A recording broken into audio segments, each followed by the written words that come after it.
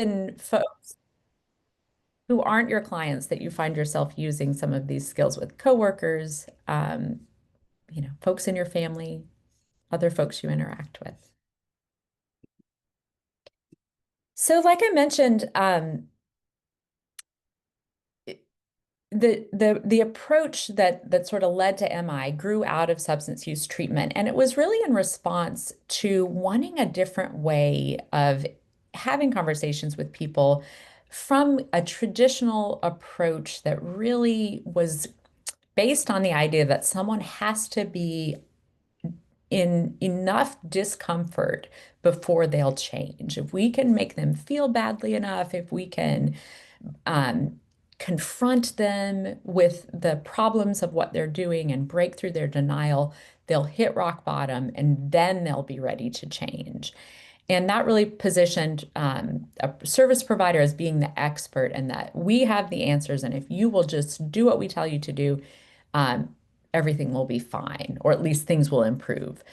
Um, as you can imagine, that approach likely worked for some folks.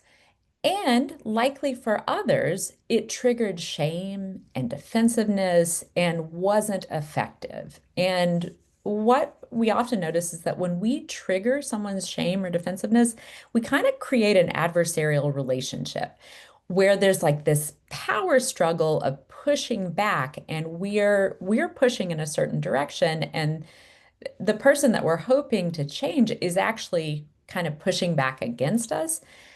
We may be kind of reinforcing or perpetuating harmful power dynamics that the person has experienced in other parts or times in their life. Um, and so it just kind of can lead to this impasse where they're rather than moving forward in the same direction, we're kind of fighting against each other. So the idea behind MI is what if we partnered our energies and our skills and our strengths? And it led to this invention um, that together and with a different sort of approach, we may be able to move forward in new ways. It was because the traditional approach wasn't working for a lot of folks. And the spirit of MI is really the foundation. Before we talk about these different aspects of the spirit, I want to share a story from Bill Rolnick, one of the creators of MI, that I think kind of illustrates this well.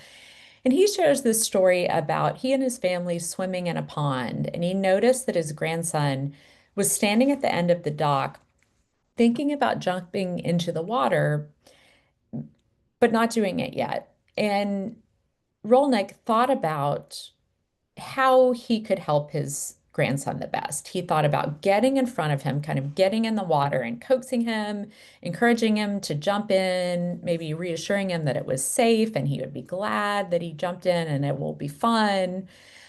So that was one option he thought about. He also thought, well, maybe I could come up on the dock sort of behind my grandson and give him some more encouragement, maybe like a metaphorical, give him a push towards the water. And then he finally decided to stand side by side with his grandson, looking at the water together, asking his grandson what he was thinking and feeling about jumping in, and sort of really understanding the decision that his grandson was making and what was at play for him. So put yourself in that position of kind of being at the end of the dock and you making the decision to jump in to a pond or any change in your life and think about how those different approaches might feel. Having someone literally stand side by side with you with curiosity about what's ahead for you um, feels very different from either someone sort of pulling you or pushing you, um, and can really shift how we are even thinking about the idea of making a change. So, like I said, the spirit of MI is the foundation. And if you use these skills but you don't have the spirit, it almost can become manipulation. So start here with the spirit and be thoughtful about how you're engaging with people. And then we'll get into the specific skills that go along with this. But the spirit of MI is about hospitality. It's about creating a safe place where we believe that everybody has a story to tell and there's a willingness to explore things that haven't been explored before. Collaboration is one of these key pieces of the spirit, and that's about engaging with clients as partners rather than having a sort of authoritative expert stance, like we talked about, that was more common in a traditional approach. It's a partnership where the client's expertise and their experience and perspective and input are really central to the conversation and the thinking about and planning for change.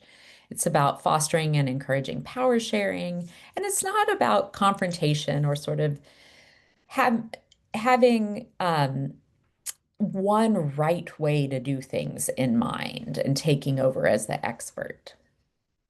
Acceptance, another huge part of the spirit. And this is because accepting people frees them to change. And accepting an individual is not the same as agreement with or approval of their behavior. It's just sort of accepting things taking things as they are, not fighting against them, and having openness and curiosity about what might be possible.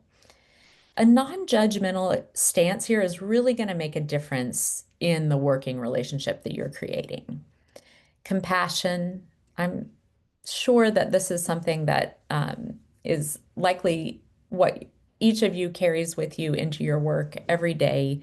Empathy for the experiences of others, having a shared goal of alleviating suffering, and a commitment to acting in the best interests of your client. It's not, that doesn't mean sort of seeing everyone as the same or saying, I've seen people in this situation, so I totally understand what this must be like for them, or having pity or sympathy for them. Um, but it's about planting seeds and caring for someone and hoping for good things for someone. We know that journeys can be really long and unfold in ways that we might not even imagine. And so um, even in a short interaction or a brief time that you're working with someone, you may be planting seeds that lead to something down the road for them, even if you don't see change or you don't see something happening right before your eyes. MI is evocative, and what this means is we're drawing out the client's own motivations and their resources for change. All the skills that they've learned, all the times when they have been able to make changes, we're learning from those things and seeing how we can apply those things to the current situation. And it's really accepting that that motivation for change resides within the client. We may want and hope for a change for them, but we're really supporting that the change is theirs to make. And that fits well with the respecting autonomy. It's emphasizing the person's empowerment to make their own decisions and respecting their choices, which may not be the choices that you would make. Um, but it's not about trying to convince someone of your way or the right way, or dismissing the client's ideas because they won't work. It's having openness to what might be possible. And I feel like I'm reminded over and over in my work that I may have ideas about what is going to be helpful to someone. May have seen things that have worked for other people, and I want to share those. And if I can listen and hear the person's own ideas for what might work for them, it's often things that I have not thought of, and it's things that will work in their context and may not, and the other things that I had in mind might not. And so, having humility and openness are so important there. Um, Reminding yourself of this sort of spirit of MI regularly is really important. We all have times when we have things going on in our own lives that impact how we're interacting with others and how we're able to have conversations with people. When that's happening, part of what we get to do and will serve people well by doing and serve ourselves well is notice that and see how we're doing in keeping this spirit alive. If something's not working, if we need support in some way, getting that. We deserve that, and the people that we work with do too. So now that we're grounded in the spirit of MI, let's talk about the core principles of how we do this work. And so we're going to spend some time on each of these: expressing empathy, developing discrepancy, rolling with resistance, and supporting self-efficacy. Empathy is important, so important to MI because it communicates acceptance, which can facilitate change. Um, it assumes that the other person's perspectives are understandable and valid, and it seeks to know the person's feelings and perspectives without judgment. And this is what really encourages an alliance of working together. Um, it leads to understanding, which can then improve our ideas for change. Like I was just saying, listening to what an individual is bringing it from their own life in terms of ideas of what will work for them, often gets us to a much better place than if just I was bringing suggestions. It's one of those situations where the whole's greater than the sum of the parts. So we start with that genuine desire to understand the other person and kind of having an intention of embodying empathy with them. And then some of the ways we express that are staying grounded ourselves, like I said, being aware of and managing our own stuff that's going on. We stay present with the person in the conversation. We are making eye contact and responsive facial expressions that show that we're paying attention and that we're listening. We use reflective listening. We'll talk more about that in a little while, but we're sort of showing that we are giving our attention to this person and we want to make sure we're hearing what they intend. And so we're checking that with them. Our body is oriented in a way that shows that we are present. We're using verbal and nonverbal encouragers, maybe nodding our head, maybe saying, whatever is right for you. We each have our own individual styles of kind of how we let people know that we are paying attention and that we care. And so um, staying present in what we're doing allows us to use these practices that we all have.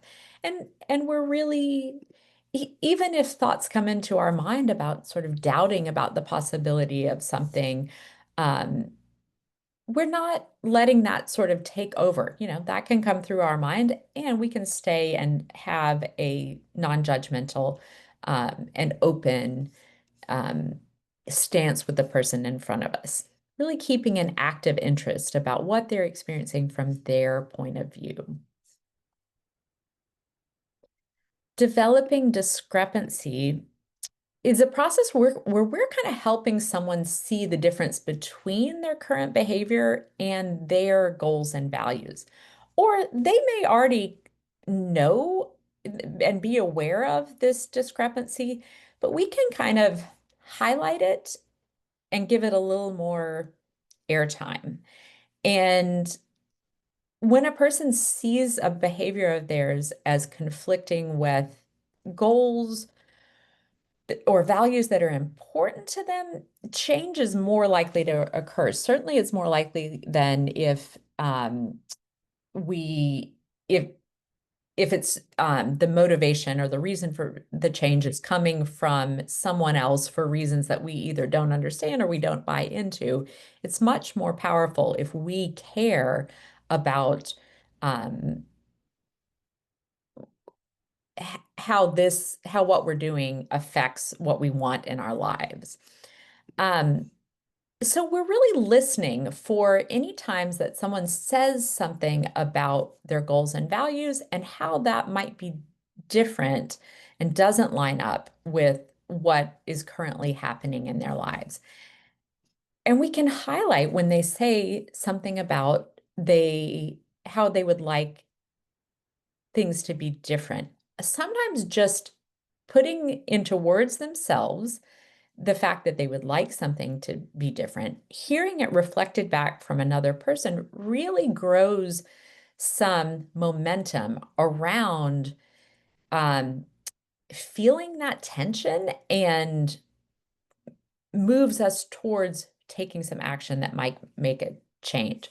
It's really important to have curiosity and care in how we do this, though, because we talked before about like a traditional confrontational approach where we're sort of breaking through someone's denial or pointing out all the things that they're doing wrong or and that so we don't want to get into a sort of power struggle there, but we want to just with kind of without a lot of attachment to it and judgment on the behavior, just point out um, what we've heard. So an example, let's say you're working with someone on, maybe someone is um, working on managing their diabetes and trying to find ways to eat more fruits and vegetables. So they've mentioned this and that, but maybe they don't like vegetables. So they say, so you said eating more fruits and vegetables is important to your health, but you're finding it's difficult to find options you like. So that's really kind of acknowledging the reality that they've laid out there and that there's kind of a tension, but it's not, you're just sort of stating the facts. Another situation, let's say you're working with someone who is dealing with depression and finding it hard to take action and find motivation in things. And maybe they've talked about that, oh, when I get out and do something, I tend to feel better, but lately I just can't do it. So maybe you're just reflecting back, you feel like going outside can is helpful to your depression, and you notice that days that you do, you feel better, you have more energy, but you haven't been able to go outside this week and you don't feel like getting out of bed. So just sort of pointing out like, oh, you have said that this is something that you want to do and it's not happening now. Um, just making some space for the person to kind of hear that back and feel that tension that what is happening right now isn't moving them towards what they want in their life. So resistance, you're gonna encounter resistance, and that is okay. I think ambivalence is another term that you hear a lot when talking about motivational interviewing. And this is the idea of having having feeling more than one way about something. And I just like to normalize that most of us feel more than one way about most things most of the time. This is a human thing. It's not like, we've all figured out how to, make change, and we do that with no problem all the time. Change is really hard. And just as the folks that we work with, um, have competing priorities, have different reasons for wanting to make change and not to make change. We experience that in our lives all the time too. Um, so being accepting of that fact, I think can take away some of the um, push against what just may naturally be happening. If you feel like you're encountering resistance where there is kind of a power struggle happening, I think that's often a good time to take a step back and look at what's happening. Because often if it feels like um, you're sort of arguing or fighting with someone about what's the change that they're wanting to make. There may have been, maybe something in the relationship between the two of you is moving in a direction that's either they're feeling your judgment or they're feeling like there's an agenda that you have that they're kind of pushing against. I mean, this can also be things that are out of your hands. Maybe there's just something about you that reminds them of another person or a situation where they felt controlled or that was harmful to them. Obviously, there's nothing you can do about that, but you can focus on what you have control of and how you show up for this person today. Arguing tends to just make people defensive or cause them to kind of dig in and doesn't facilitate change. You may convince them that you're not um, someone that they want to come back and talk to if they feel like they're not gonna have a chance, that you're not interested in their perspective. But you really have an opportunity to have a different way of interacting with folks. So take a deep breath and remember that the person is kind of their own best source for finding answers and solutions. Um, and you can, we'll get to reflective statements in a little bit in more detail, but again, always just reflecting back what you're hearing to somebody. If you don't know what else to do, I think that is so often useful to just show, hey, I am trying to understand here. And so the one way I show you to do that is to share back what I'm hearing and let you correct me if it's wrong. Um, so resistance is really a signal to respond differently. Um, and and and like I said, taking that sort of judgment out and just, you know, your perspective of your agenda. Let's say you're working with someone and um, I've had this happen where maybe there's a medical provider who tells me, oh, this patient, they need to quit drinking. And maybe they even said that to the patient. And so then in my conversation with the person, they may feel like this agenda is being pushed on them and they're not interested in that. And maybe they say, I don't plan to quit drinking anytime soon. So I might just respond, you don't think quitting drinking is going to work for you right now. And, just sort of stating that back. And at least it's showing that I'm not pushing against that. I hear what you're saying. And um, that can be our starting point for having curiosity about what might work for you. And then supporting self-efficacy is really, like I said, this idea that motivation coming from an individual, from their belief in the possibility of change is so powerful, and that they are responsible for choosing and implementing the change. We're part of the journey. We have lots of things we can offer, but it really is them that has to choose and implement this change and live with it. So doing things for people doesn't sustain changes, and telling them the right way that they need to do something often leads to shame and disengagement. But we can hold hope and belief in the person's ability to change. And sometimes working with someone who has that belief in us can help us see it and help our own trust and hope for ourselves to grow. And so it can almost become a self-fulfilling prophecy. And even in really small steps, when people take their own action, they build confidence and they build momentum. So giving people that opportunity whenever you can to figure out what is the first thing, often first, what's the first thing they want to do? And even if that takes longer or isn't maybe the first thing you would do, letting them do that and have that experience and learn from it, and then working with them to figure out, okay, based on how that went, what's the next step going to be?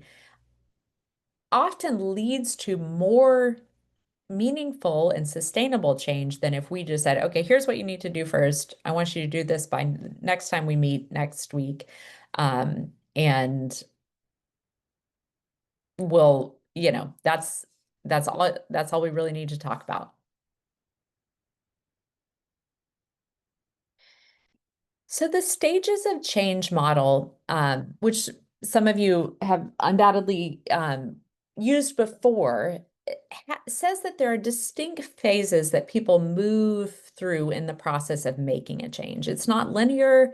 We might move back and forth. We might stay in different phases for different amounts of times, but there are kind of some common activities at different points in this process of making change that moves sort of from pre-contemplation, when we're not even really thinking about making a change, to contemplation, where we are thinking about it, but maybe not making a commitment, preparation, when we're getting ready to make a change in the foreseeable future, and then action, when we are actually making change, and maintenance, when we're keeping it going. So we're going to talk about the different activities that might be helpful in these different phases. And I'll use an example of a behavior change that we can apply in the different phases. Let's say I have decided that I need to try to get more sleep. Maybe I feel that, yeah, I'll get into the details in the different phases, but wanting to make more sleep is the change that I've identified. So in the pre-contemplation phase, I'm not even really thinking about this. Maybe, uh, you know, may someone might ask me, what does sleep look like for you right now? And how do you feel when you wake up in the morning? Those sorts of questions in the pre-contemplation phase might sort of um, lead me to think about, yeah, I guess it really, I wake up and I feel exhausted every day, and um, leads to me forgetting things or making mistakes. And um, just having some sort of curiosity about the situation and encouraging maybe some thinking and exploration about the whatever it is that the person's thinking about changing could be helpful. If you're working with someone in the pre-contemplation phase, this is a good time to ask with permission, if someone would like to hear some information that you have, like, oh, did you know that um, getting more sleep can be helpful to mental health symptoms? It can be helpful to physical health symptoms in these ways. Um, I I have some resources that I sometimes share with people about sleep. Would you be interested in seeing any of those?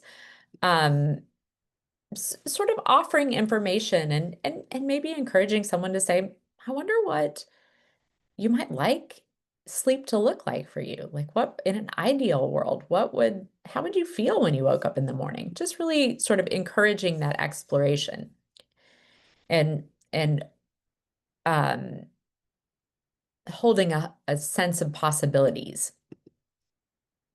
In the contemplation phase, someone's really beginning to think about making a change, but they aren't ready to make a commitment. So this is when, like in the sleep example, maybe I'm kind of noticing the impact of not having enough sleep. But at the same time, I kind of have different feelings and challenges. Maybe I stay up late because I need to do certain work that there's no other time in the day to take care of. And um, the idea, like, if I have to do that work, the idea of changing that probably seems impossible. Maybe I'm thinking I haven't slept well for years, so why would I feel like something could be different? Um, but then this is a time to really encourage kind of thinking about pros and cons with someone. What are the pros of staying up late? Yeah, maybe get work done and you make money that you need to survive. Maybe that's the only quiet time that you get and you kind of just enjoy having some space without other people around. What are the cons? Is it hard to feel like you're dragging through the day? Uh, do you feel like it affects how you interact with people? Kind of point out any discrepancies. If I've said that um, getting along with my significant other is really important to me, but I'm, very irritable and sort of on edge when I haven't gotten enough sleep, that might make a difference in my relationship. And encouraging sort of curiosity about what might be possible is can help kind of encourage someone in that contemplation phase. How do you think sleeping more might benefit you or your health or help you have, um, show up in your relationship the way you want to? Next is the preparation phase, and this is where we really get into the details. So this is when somebody's preparing for action to make change in the foreseeable future. And we really break it down. So let's say I have decided I want to get more sleep. Questions like, what do you think you need to do that? Um, Breaking down, like, what are some potential barriers or obstacles? Like, okay, when would I need to get ready for bed? When do I need to wake up? Let me look at the day before. Do I need to adjust when I'm drinking coffee? Do I need to think about what time I want to stop looking at my phone? Kind of figuring out all these things that might make a difference in my ability to make the change I'm hoping to. And then asking what might get in the way. Okay, is my cat waking me up every night? And I got to figure out some way to deal with that. What are some also social supports or things that could help me in making this change? Are there the people I live with? Can I talk to them about wanting to go to bed earlier? And can we change some things around so that that is more possible? Is there, setting an alarm to let me know this is time to wind down, or an alarm for the morning? So I'm kind of building a routine. Just thinking through all of those steps. And I love to break things down into the smallest, most attainable first step that could be made. Um, and checking in of how likely does this seem to be? Um, does this feel that you are going to be able to do this? If it doesn't feel very likely, what can we do to help you feel more confident and make it feel more likely? In the action phase, we are really celebrating any positive change. So this is when the person is actually trying to make the change that they've been talking about, where we can kind of go back into talking about any obstacles that have come up, um, and do some more problem solving for how to deal with those. Um, I think one thing that's not uncommon is, let's say someone wants to take this action of getting more sleep, and they've said, I'm going to go to bed at 10:30, and they come in a week later and you ask how it went, and they said, well, I only went to bed at 10:30 3 times this week. Well, pointing out the week before that, you went to bed at 10:30 0 times, and this week you went to sleep at 10:30 3 times. That is a huge change.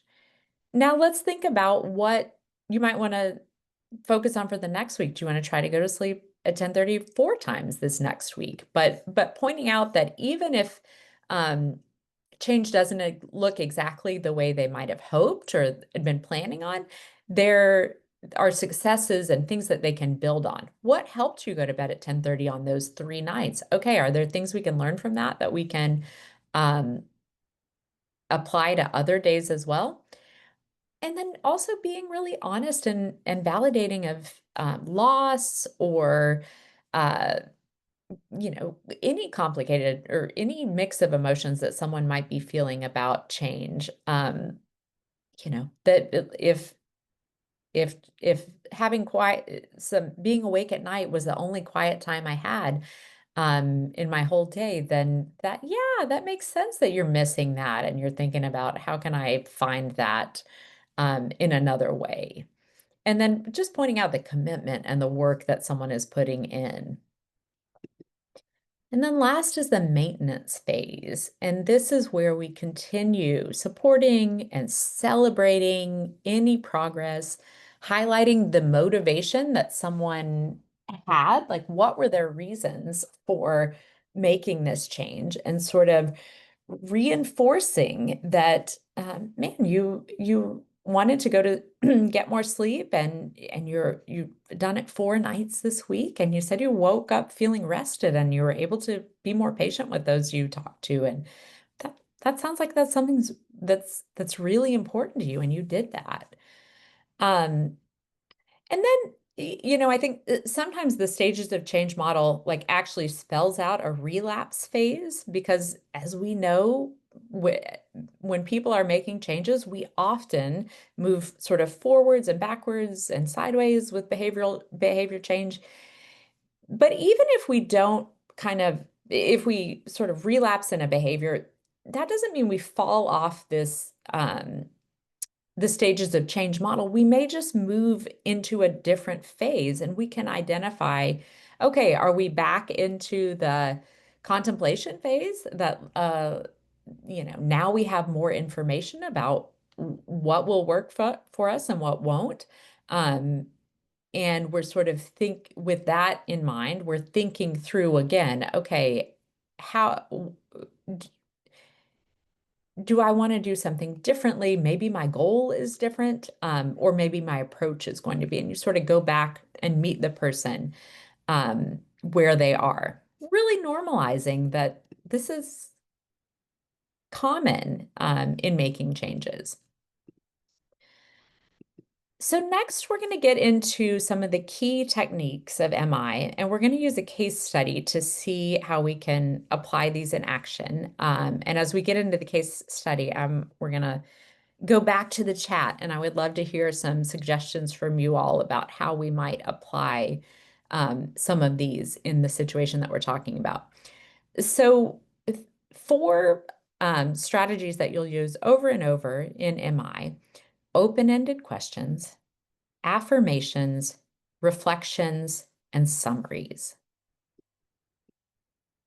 Open-ended questions really encourage people to explore their thoughts and feelings and to share in their own way um, what's important to them without kind of leading them in a specific direction. So you can use open-ended questions frequently, and especially if you're in um, the pre-contemplation or the contemplation phases of the stages of change that we were just talking about, or if you kind of, if you're at the beginning of a conversation with someone, it's a great place to start. What would you like to talk about today? How can I help you with this change you're wanting to make, or this topic that you've come here to talk about with me today?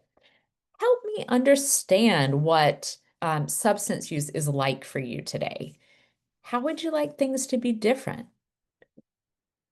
Um, really bringing that curiosity and that non-judgmental approach when you ask things like, what are the good things about drinking? What are the less good things about it for you? When would you be most likely to change something? What do you think if you would lose if you give up smoking? What have you tried before to make changes? What do you want to do next? What do you want to do next is a great way to sort of wrap up um, a conversation and move into the planning phase. Affirmations. These recognize and reinforce client strengths. These have to be genuine. There's kind of a tricky, uh, not tricky, but an important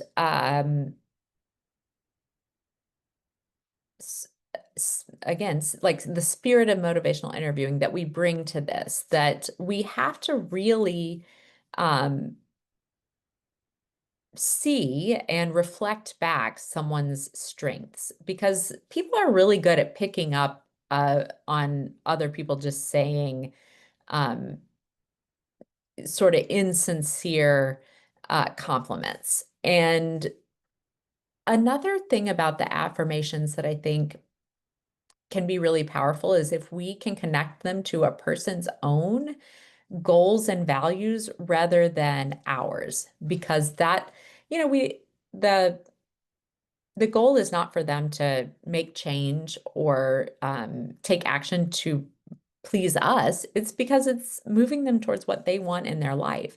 And so when we can find things that they're doing that we know line up with things that they care about, pointing that out can be really powerful.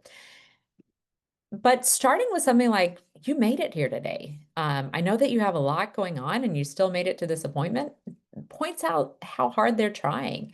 You're clearly very resourceful. When you're hearing about the things that they've managed to um, take care of in complicated and challenging situations. You can point out if someone handled themselves well in a situation they tell you about, if they have suggestions or ideas that you want to point out the creativity of, just pointing out that you don't know if maybe you would be able to do that, and that you are enjoying the time that you're spending with them. Reflections. This is about sharing back with the client to show that you're understanding. It's an active form of listening in which we're kind of serving as a mirror. We're also clarifying what the person has said, and making sure that we haven't missed something or misunderstood something. There's some different ways that we can do this. We can literally repeat back what the person says, or in their words or in similar language.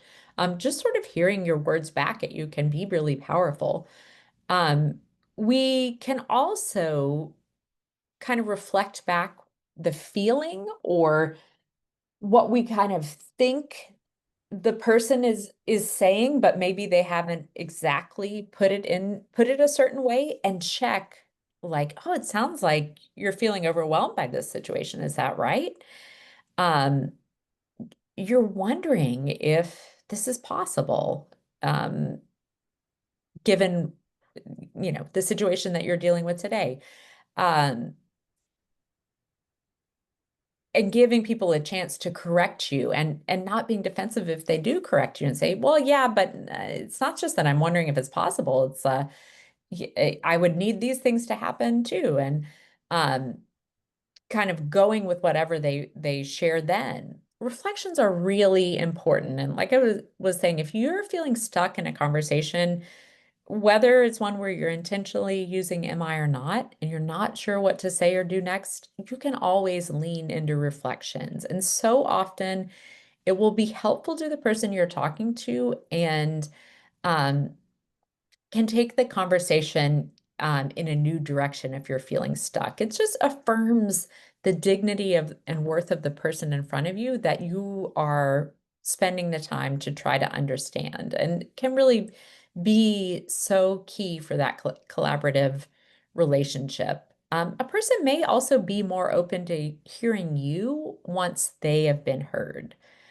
And sometimes it's all that's needed to bring forth an answer that's already in the person. Just hearing their words back in your voice may trigger something in their mind. Ah, yeah, I know what I want to do here, what I need to do here.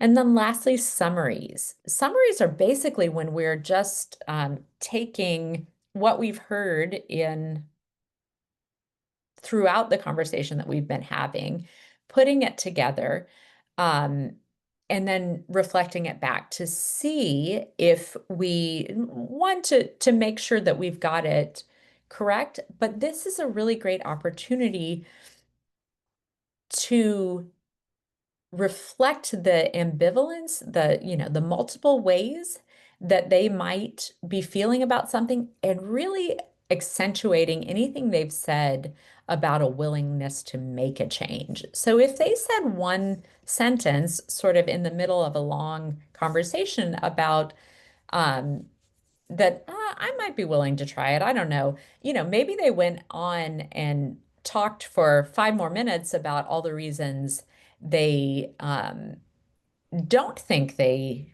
could make this change. In your summary, you're making sure to point out. So it sounds like you are thinking about that this might be possible. There's lots of other things that you want to think through and you have to deal with. But just not letting that get lost, that the person did share that whatever their thoughts or openness to the change might be. Um, Summaries are great in if you're sort of in the transition point of a conversation, or you're getting to the a time where you're needing to wrap up and you're kind of wanting to bring things back together and figure out where you go next. Um, you can say, let me see if I've got this. So here's what has been going on. You're thinking about doing this and this. Not sure about this. Did I miss anything? Um, so you're giving a chance for them to say, yep, that's it. Or, well, also I got to think about, how am I going to find transportation? And so you can make note of any kind of key other points that they bring up. Um, there might be something that you could add there, like, oh, there is a support group that I know about that I can share about too. You want to keep your summaries pretty concise though, because the it's sort of meant to bring things back together and then move in a new direction forward. But like I said, having time to ask, did I miss something or anything you want to add? So we're going to use a case study now and talk about how we can use this ORS approach, open-ended questions, affirmations, reflections, and summaries with an actual client. So D is a 64-year-old male who lives in supportive housing after many years of being unhoused. He receives disability income. In his 20s and 30s, D used alcohol and meth, but he has abstained from drug and alcohol use for 8 years. D has pain in his hip that interferes with his mobility, and he says he's feeling isolated and lonely. D's doctor has told him he will need hip replacement surgery and he must quit smoking in order to have the surgery. D currently smokes 2 packs of cigarettes today. So you're meeting with D, maybe on something related to this, but maybe not. Maybe you're working on, some other service with him, and he happens to bring this up, that he he needs this hip replacement surgery, and his doctor said he's going to have to quit smoking in order to get the surgery. So, what are some open-ended questions that you might ask D? You can type in the chat. I'd love to hear some ideas from how you might even start this conversation.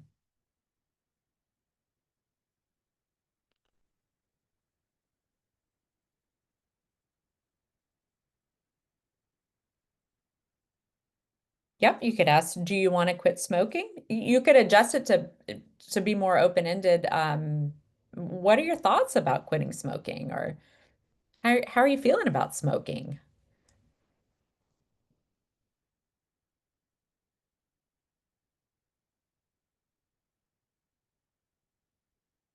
Yeah, how long have you been smoking? Have you ever thought about quitting? Right, getting some information.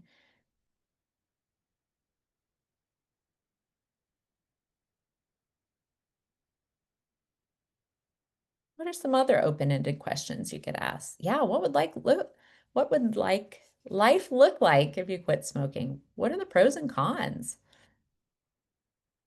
Absolutely. Yeah, I'm curious, he's saying he's feeling isolated and lonely.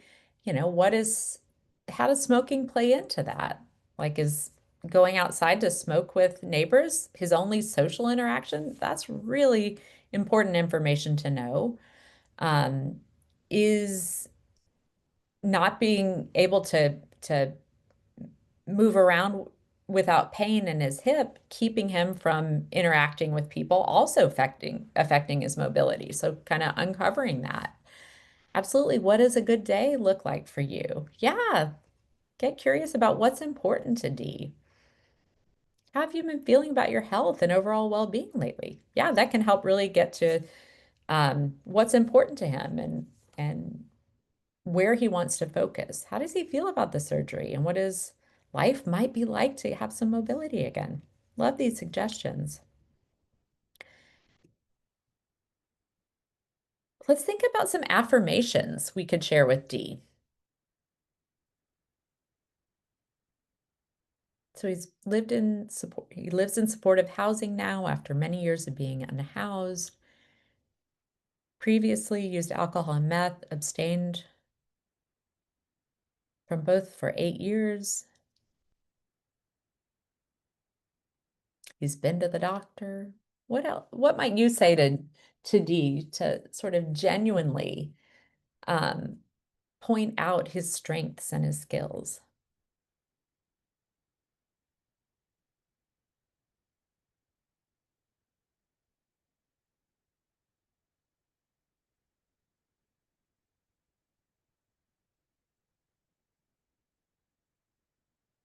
Absolutely. Yes, he's made progress on abstaining from substance use in the past. What a incredible strength and experience that he may be able to build on um, when he's thinking about making this change with smoking cigarettes. 8 years is a long time. Absolutely. Congratulations. You could then add in an open-ended question. How did you do that? How have you had 8 years without substance use?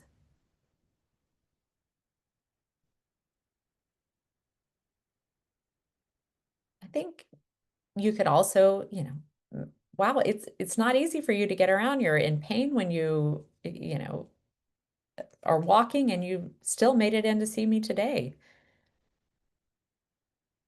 You've made it to the doctor too. Those are all things. Also, his obtaining and maintaining housing, really incredible changes that Dee's made in his life that you can point out.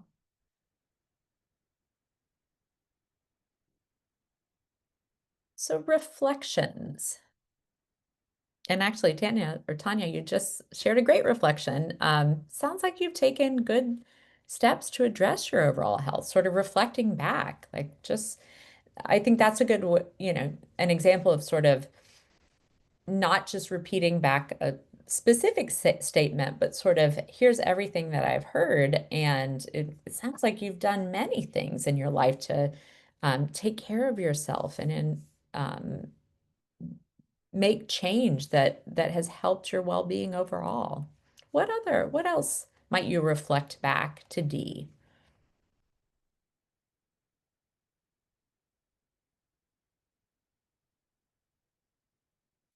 See if you can think of a reflection that might highlight his ambivalence about needing the hip replacement surgery and also having to quit smoking.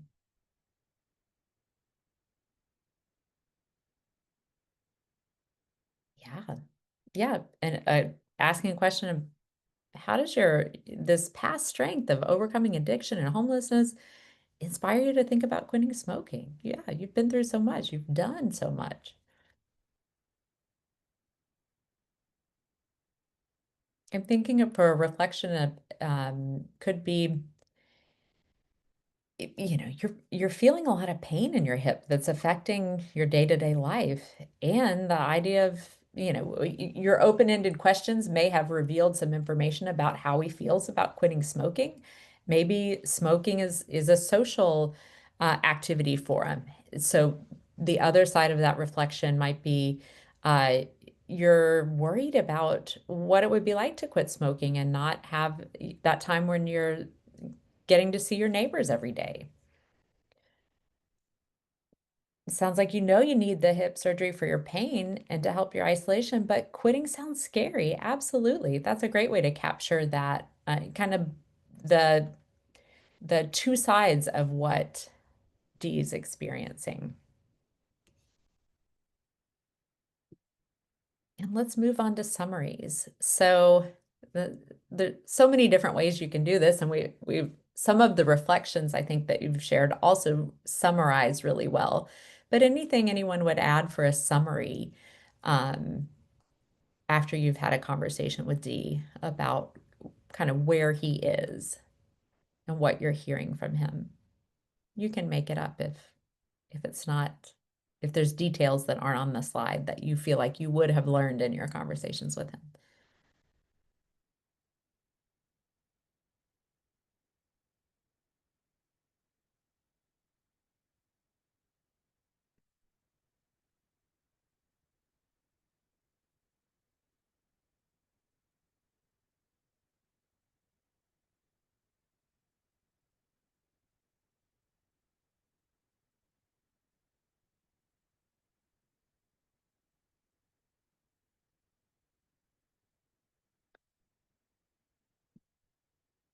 I think one summary could be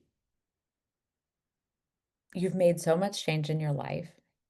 You're at a place where you're housed, you're have 8 years with no alcohol and drug use. Um, you've got pain that's getting in the way of what you'd like to do. Um, Quitting smoking is gonna is gonna be a requirement of having the surgery that you need, but you're not sure where to go from here. Right.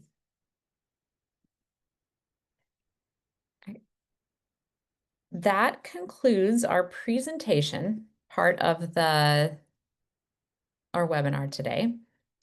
Thank you so much for sharing in the chat, sharing your ideas and your wonderful examples. We now have about 15 minutes left for those who want to stay and go into pairs and practice this MI exercise.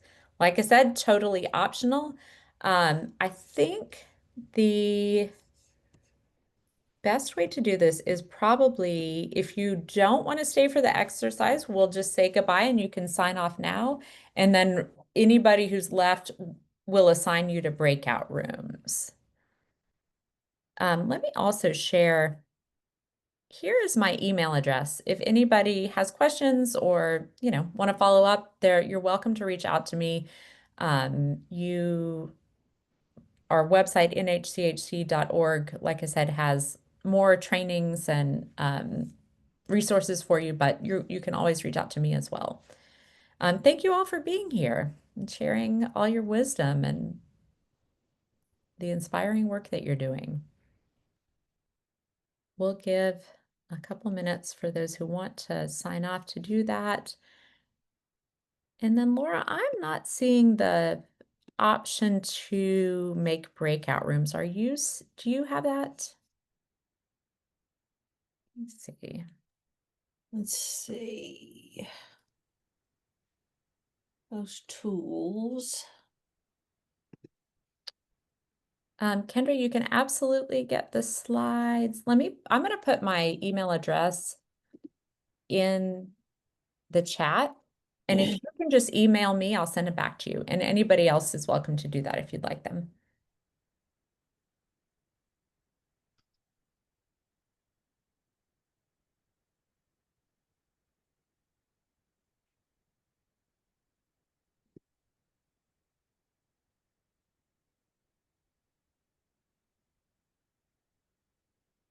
All right, I'm looking for that. Captions, polls, quizzes, docs, notes, whiteboards, meeting info. Nope.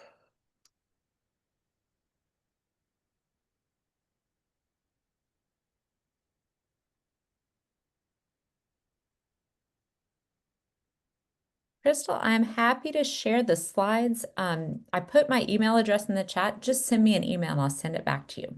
I can email the slides to everybody that Oh, okay. attended. Yeah, I'll send you a PDF. Make a note. All right.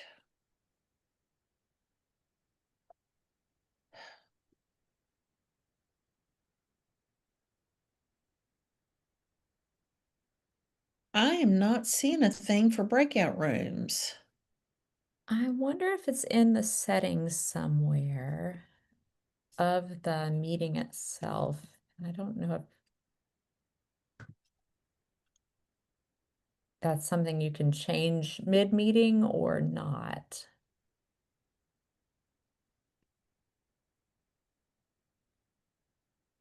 Email details.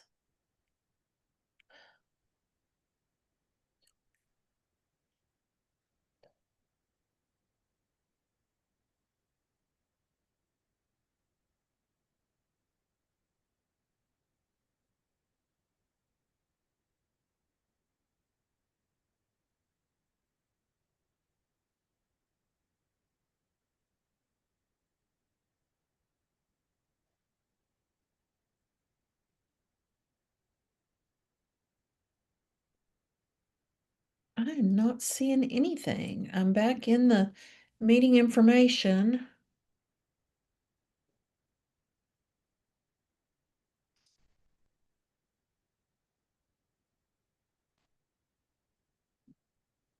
Well, if it is not possible, that's okay. I can, I have a slide in the deck that has the exercise. So if folks want to practice, one-on-one with someone, maybe a work colleague, they're definitely able to do that. What have we got? About 35 people left. I think we're Um, down to 11. oh, yeah. I was looking at the wrong thing. Yeah, 11.